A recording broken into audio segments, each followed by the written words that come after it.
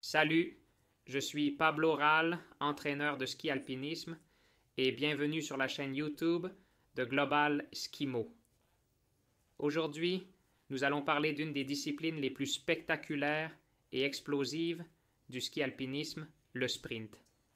Nous allons revivre le championnat d'Andalousie. La course a commencé par la reconnaissance où j'ai fait quelques tronçons en appuyant pour tester comment ça se passait à un rythme de compétition, en pratiquant surtout les transitions à l'endroit où j'allais te les faire ensuite lors des tours compétitifs et surtout en voyant qu'après la marche. Après la transition de mettre les skis, le dernier tronçon avant de retirer les pots était très long. C'était pratiquement la moitié du sprint et dès la reconnaissance, je me suis rendu compte que la course commençait là. Après cela, nous avions le tour de qualification dans lequel, avec seulement 13 participants inscrits et être en demi-finale directe auquel 12 passeraient, un seul allait rester dehors. Donc en principe, je n'avais pas besoin de faire le max pour passer au tour suivant. C'était juste une partie de mon échauffement. Je l'ai pris à un rythme comme la dernière partie spécifique de l'échauffement où je devais toucher cette zone d'intensité plus élevée, mais sans du tout utiliser une cartouche. J'essayais de rester calme, même si parfois c'était compliqué, avec l'enthousiasme de tous mes camarades, car ça me gênait de voir tout le monde encouragé pendant que je me promenais. Mais j'étais sûr de ne pas dépenser de cartouches dont j'aurais besoin plus tard. Venga ahí, con clase, con elegancia.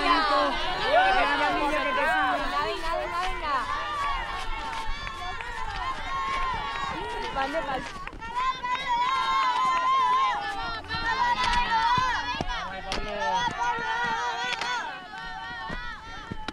Comme vous pouvez le voir, cela nous sert aussi à vous montrer en quoi consiste le sprint. La première partie est entièrement en losange.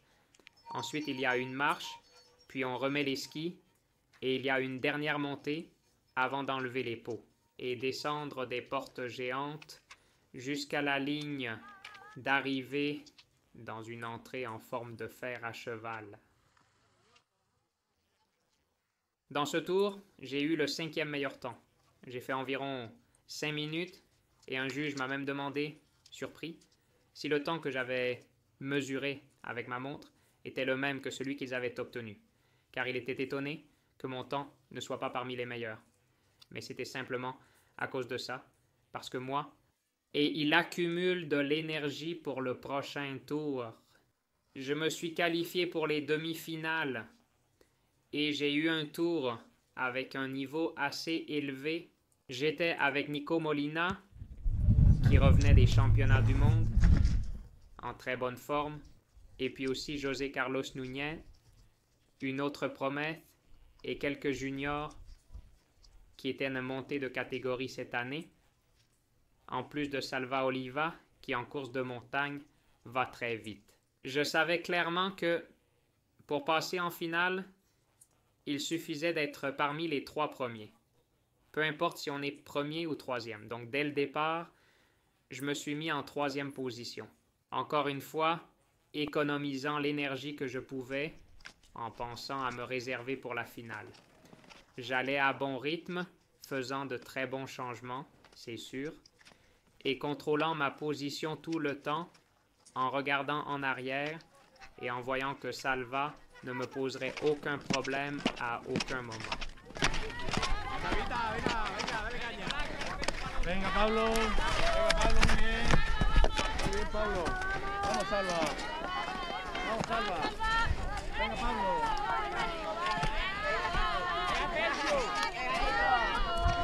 Venga, Palillo, va arriba, venga, Palillo, va. Venga pechito, cabrón. Peu importe ce qui se passait devant, je savais qu'à ce moment-là, j'étais en position de me qualifier et je me souciais seulement de ce qui se passait derrière.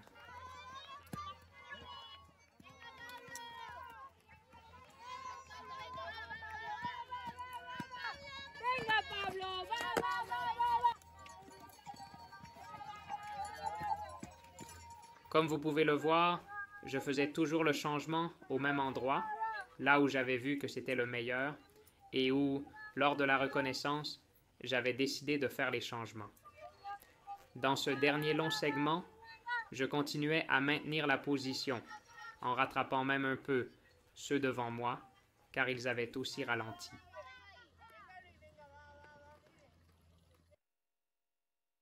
Salva par derrière a changé de rythme en courant. Moi, au début, je n'étais pas trop effrayé et je savais que si je me retrouvais à caler, j'avais encore de l'énergie pour garder ma position en finale. Nous sommes arrivés au changement presque ensemble, moi juste après Nico et José Carlos, mais j'ai fait un changement spectaculaire, l'un des meilleurs de ma vie, et je suis pratiquement sorti avant José Carlos.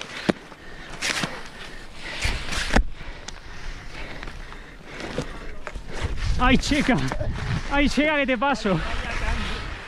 Et en descendant, je savais que je descendais mieux que lui, mais c'est sûr, j'avais ma place assurée et je n'allais pas risquer de le dépasser et que nous tombions tous les deux et que nous restions hors de la finale. Cette position me convenait, alors je descendais simplement à son rythme derrière lui. Mais à la dernière porte, je l'ai prise en m'ouvrant mieux.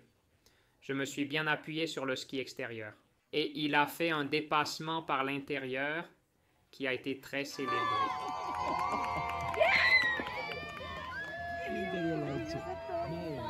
Et je profite pour te rappeler que je suis entraîneur de ski de randonnée et de sport d'endurance en général, surtout axé sur les personnes qui aiment la montagne. Donc, si tu veux améliorer ta performance et donner le meilleur de toi-même, tu peux me contacter. Pour que nous puissions concevoir un plan d'entraînement spécifique pour toi et adapté à ta disponibilité. On continue. Venga ahí. 10 segundos. Los últimos no los canto, 5 segundos. ¿Listos? ¡Ya! C'était le tour de la finale. Et maintenant, oui. Toute l'énergie que j'avais gardée était pour l'utiliser maintenant. Ma stratégie était claire. Je savais qu'il allait être très difficile de battre Nico, qui revenait des championnats du monde avec un excellent niveau. C'est pourquoi je suis sorti en glissant fort, coude à coude avec Nico et Salm, qui avaient été 4e d'Espagne dans cette discipline les années précédentes.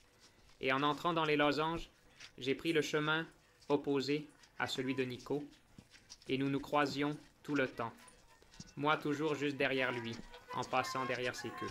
En les quittant, je me mettais dans la roue et je savais que c'était la roue gagnante qu'il fallait tenir coûte que coûte et que je ne devais pas la laisser partir à aucun moment car je pourrais perdre la course. Il donnait le rythme et je pensais juste à tenir, à tenir, à tenir. En arrivant à la première transition, il a complètement perdu ses bâtons en les laissant. J'ai dû passer par-dessus et faire le changement juste devant lui, un changement que j'ai fait très rapidement. En seulement 5 secondes, et je suis sorti juste devant lui. J'ai essayé de le bloquer pour qu'il n'entre pas dans les escaliers, mais il a réussi à passer par le côté et a repris la tête. Et là, il a commencé à courir, à changer de rythme. Après tout, c'est sa spécialité, les courses de montagne. Et moi, j'essayais de dépenser le moins possible car sur les pierres, avec les bottes en carbone, on glissait parfois. En fait, il a même glissé devant moi et à un moment donné, j'ai commencé à marcher pour économiser de l'énergie. J'ai fait le changement pour le mettre ici, à ma place, où j'avais tout fait. Et c'était le dernier tronçon où je savais que la course commençait. Alors j'ai juste compté jusqu'à 10. Mon pouls battait à 1000 à l'heure. Vous allez l'entendre maintenant.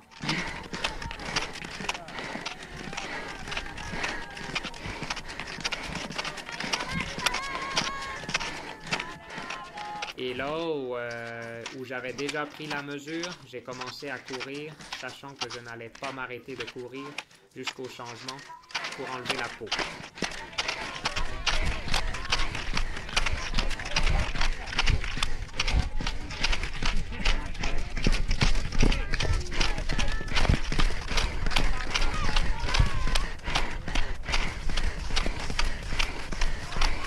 C'était une attaque que j'avais vue du champion du monde de cette année dans la dernière partie du sprint que j'avais moi-même entraîné dans ma série et pour laquelle j'avais économisé de l'énergie pendant toutes les manches précédentes. Je suis arrivé à la transition pour enlever les peaux avec une certaine marge. J'ai pu faire le changement tranquillement et sans erreur et je me suis lancé vers le bas. Épuisé, j'avais donné mon 100%, mon lactate était super élevé et en plus il y avait du brouillard, donc il fallait descendre tranquillement en assurant car j'avais déjà la première place.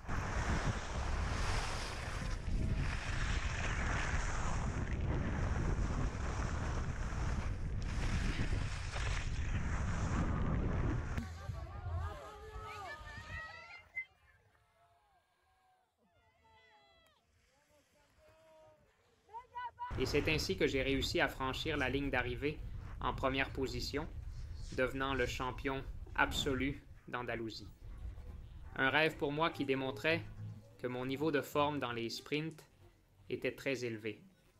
À cette époque, j'étais ravi de pouvoir organiser les championnats d'Espagne de sprint et j'étais très content de ma performance. Et comment il allait pouvoir le faire dans cette course. Finalement, comme vous le savez, il a encore été suspendu une autre année. En 2020, le championnat a été suspendu.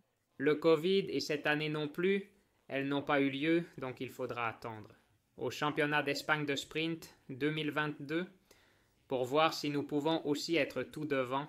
Merci beaucoup pour tout le soutien que vous me donnez. Je vous serai très reconnaissant si vous laissez un like ou si vous partagez cette vidéo avec un ami qui fait aussi du ski alpinisme ou simplement avec un compagnon de randonnée à ski pour lui montrer qu'on peut aussi aller vite avec des skis. Et à bientôt pour une autre vidéo. Au revoir.